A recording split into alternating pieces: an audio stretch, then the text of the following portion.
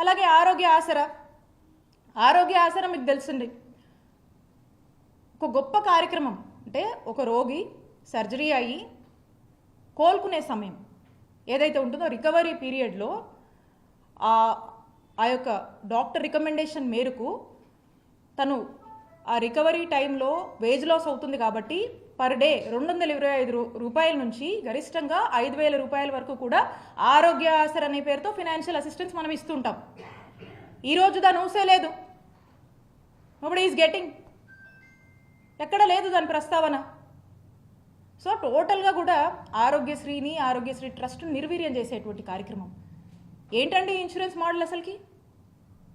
ఈ రోజున ఆరోగ్యశ్రీని ఆనాడు వైఎస్ఆర్ గారు మొదలుపెట్టిన దగ్గర నుంచి జగన్మోహన్ రెడ్డి గారి ప్రభుత్వం వరకు మీరు చూసినట్టయితే ఆరోగ్యశ్రీ ట్రస్ట్ని ఎంత ఒక ముఖ్యమంత్రి ఎంత స్ట్రెంగ్తన్ చేయగలుగుతాడో అంతలా ఆరోగ్యశ్రీ ట్రస్ట్ని స్ట్రెంగ్తన్ చేసినటువంటి ఏకైక ప్రభుత్వం జగనన్న ప్రభుత్వం అని ఎప్పటికీ ఎవరిని అడిగినా కూడా ప్రతి పేదవాడు కూడా చెప్పేటువంటి భరోసాని నమ్మకాన్ని జగనన్న ప్రభుత్వం కలిగించింది. ఈరోజు మనకు ఆరోగ్యశ్రీ ట్రస్ట్ కింద ఎంతోమంది ఎంప్లాయీస్ పనిచేస్తూ ఉన్నారు. కాల్ సెంటర్స్ పనిచేస్తున్నాయి, ఎమర్జెన్సీ కాల్ సెంటర్స్ పనిచేస్తున్నాయి, అండ్ ఎస్పెషల్లీ ప్రెగ్నెంట్ ఉమెన్కి సపోర్ట్ సిస్టమ్కి పనిచేస్తూ ఉన్నాయి. ఏదన్నా ఏ హాస్పిటల్కి వెళ్ళాలని ఈ రోజున ఎవరు ఫోన్ చేసినా కూడా మీరు ఎక్కడ ఉంటారు పలానా హాస్పిటల్కి వెళ్ళాలని రౌట్ చేసే సిస్టమ్స్ని ఈరోజు పనిచేస్తున్నాయి మన దగ్గర. అలాగే ఈ అన్ని సిస్టమ్స్ మనం పెట్టినటువంటి సిస్టమ్స్ని మెయింటైన్ అండ్ మానిటర్ చేస్తున్నాం. మళ్ళీ ఇవి సరిగా పనిచేస్తున్నాయి మనమే ఒక క్రాస్ చెక్ మెకానిజం పెట్టుకొని ఇవి బాగానే ఫంక్షన్ అవుతున్నాయా, బాగానే పనిచేస్తున్నాయా, ప్రజలకి సరైన టైంలోనే అన్నీ మనము అందించగలుగుతున్నామా, అంబులెన్స్లు కరెక్ట్గానే వెళ్తున్నాయా, ఏ హాస్పిటల్కి వెళ్తున్నారో అవన్నీ కూడా మనం ప్రాపర్గా ఒక గైడెన్స్ ఇచ్చి రౌట్ చేస్తూ దీన్ని మనమే మానిటర్ చేసుకుంటున్నాము. ఇంత పెద్ద వ్యవస్థని, ఇన్ఫ్రాస్ట్రక్చర్ ఫెసిలిటీస్ని, ఇంత పెద్ద మెకానిజంని మనం క్రియేట్ చేసి దీన్ని స్ట్రెంగ్తన్ చేస్తూ ప్రజల్లో ఒక భరోసా కల్పిస్తూ మనం వైద్య సేవలు అందిస్తుంటే ఇంత సిస్టమ్ని కాదని, ఇంత మెకానిజంని, ఇన్ని ఇన్ఫ్రాస్ట్రక్చర్ ఫెసిలిటీస్ మన దగ్గర ఉండగా కూడా దీన్ని ఒక అసైడ్ పక్కన పెట్టి ఈరోజు హైబ్రిడ్ మోడల్ అని చెప్పేసి, ప్రైవేట్ ఇన్సూరెన్స్ మోడల్ అని చెప్పేసి ఎందుకు వాళ్ళ వైపు చూస్తున్నారు? అంత అవసరం ఏమొచ్చింది అంటే బేసికల్గా మనము ఈ బాధ్యత నుంచి తప్పుకుంటున్నాము. We are not responsible to the public అనే కదా మీరు మెసేజ్ ఇస్తున్నారు. ప్రజల ఆరోగ్యం మా బాధ్యత కాదు, మేము ఓ ప్రైవేట్ ఇన్సూరెన్స్ కంపెనీకి అప్పచెప్పాము, ఇక వాళ్ళు చూసుకుంటారనేది కదా మీరు ఇస్తున్నటువంటి మెసేజ్, అంతే కదా? ఇది ఎంతవరకు కరెక్ట్ అని కూటమి ప్రభుత్వాన్ని మేము ప్రశ్నిస్తున్నాం. ఈ ఇన్సూరెన్స్ మోడల్ గురించి చూసుకుందాము.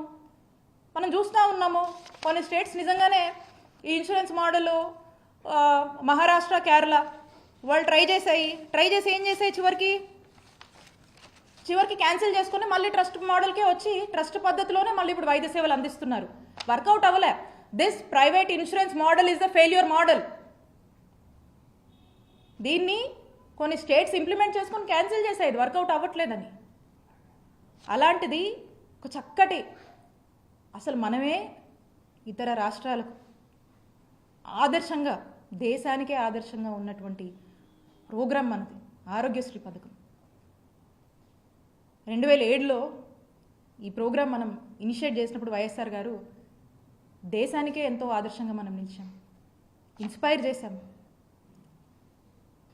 మరి అలాంటి ఒక గొప్ప ప్రోగ్రామ్ని మనం ఈరోజు కాదనుకొని దీని మీద ఫోకస్ చేయకుండా దీన్ని వీలైతే ఇంకొంచెం స్ట్రెంగ్తన్ చేద్దామనేటువంటి ఆలోచన నుంచి వైదొలిగి ఈ రోజున ఇంకో పద్ధతిలో ఇంకో థర్డ్ పార్టీ ఎంగేజ్మెంట్స్కి అప్పజెప్పి, ఒక ప్రైవేట్ ఇన్సూరెన్స్ వాళ్ళకి అప్పజెప్పి, ఒక బిజినెస్ మోటోని మనం ఎంకరేజ్ చేస్తూ, వాళ్ళకు ఓవర్ హెడ్స్ ఉంటాయి కదా, ఎంత కాదన్నా వాళ్ళకు ఓవర్ హెడ్స్ ఉంటాయి కదా, మరి ఆ ఓవర్ హెడ్స్కి ఎంతో అంత ఖర్చు అవుతుంది కదా, ఎంతో కొంత బిజినెస్ మోడల్లో వాళ్ళు రన్ చేసుకోవాలి కదా.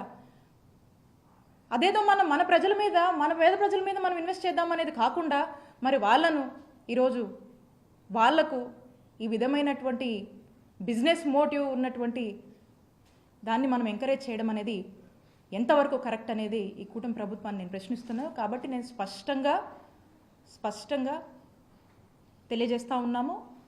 నెట్వర్క్ హాస్పిటల్కి సంబంధించి ఏదైతే పెండింగ్ బకాయిలు 3,000 కోట్లు ఉన్నాయో ఇమీడియట్గా చెల్లించి వాటిని ఫంక్షనింగ్లోకి తీసుకురావాలి అని చెప్పి వైఎస్ఆర్ కాంగ్రెస్ పార్టీ డిమాండ్ చేస్తూ ఉంది.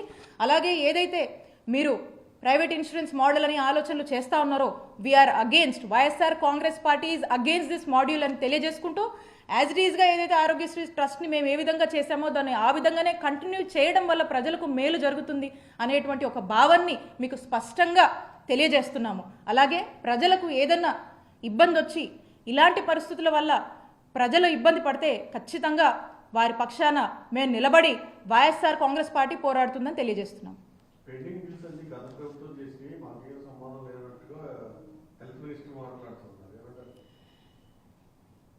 అన్న మీ అందరికీ తెలుసు, అంటే మేము వైఎస్ఆర్ కాంగ్రెస్ పార్టీ జగనన్న ప్రభుత్వము అధికారంలోకి వచ్చినప్పుడు అంటే 2019లో మేము వచ్చినప్పుడు 632 కోట్లు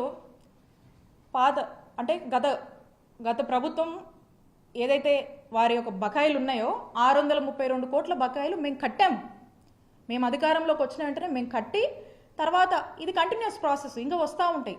కట్టి ఎక్కడ ఆ రోజు నుంచి కూడా ఇందాక కూడా చెప్పాను కదా, కోవిడ్ లాంటి సిచ్యువేషన్స్లో కూడా ఎంత ఖర్చు అయినా కూడా దాంట్లో కూడా ఎక్కడ ఇబ్బంది రాకుండా మేము ఈ నెట్వర్క్ హాస్పిటల్స్ని ఇంకా కూడా వాళ్ళు ఎక్స్పాండ్ చేసుకుంటూ మళ్ళీ మేము స్ట్రెంగ్తన్ చేస్తూ ఏ విధంగా కూడా మేము చేసుకొచ్చామో మీరు చూశారు. అయితే ఇక్కడ మీకు ఒక విషయం చెప్పాలి, ఏ ప్రభుత్వం అయినా కూడా ఒక ప్రభుత్వం మారి ఇంకొక ప్రభుత్వం వస్తున్నప్పుడు మరి ఆ ప్రభుత్వము మరి ఆ యొక్క ముఖ్యమంత్రి వచ్చి ఇంత బిల్లు ఉందని ఏమి సెటిల్ చేసి ఏం పెట్టిపోరు.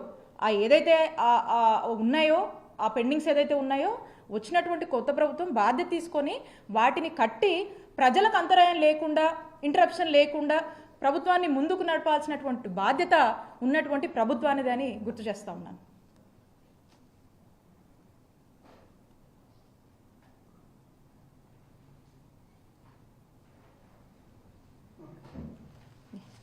Thank you.